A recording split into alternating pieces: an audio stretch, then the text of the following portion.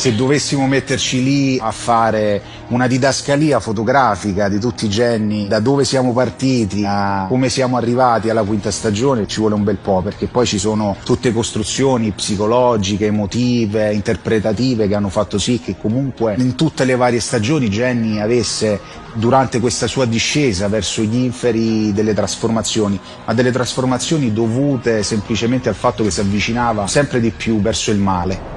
Nel finale della quarta stagione Jenny l'abbiamo lasciata in un bunker a fare i conti con quelle che sono state le sue scelte, con le conseguenze delle sue azioni, e vediamo poi all'inizio della quinta stagione che riscontri avranno queste conseguenze. Un piccolo spoiler c'è già, perché nel finale dell'Immortale vediamo Jenny che arriva a Riga, si scambia un lungo sguardo con Ciro Di Marzio e i due si vanno incontro. Quindi cosa sarà successo tra il finale di Gomorra 4 e il finale dell'Immortale? Lo scopriremo nella quinta stagione.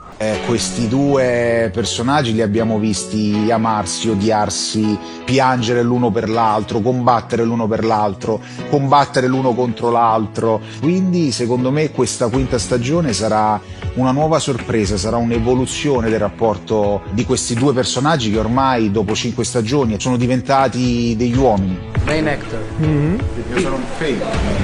No, no. ED number one. Gli AD di per sé sono sempre difficili, perché poi quello che si lascia non è semplicemente un progetto, non è semplicemente un lavoro artistico, ma sono delle persone con cui noi abbiamo condiviso lavoro, fatica, stress, cose bellissime, emozioni. Quindi all'inizio c'è quel senso di inquietudine, però poi c'è la soddisfazione e la gioia di aver preso parte ad un progetto enorme e bellissimo come questo.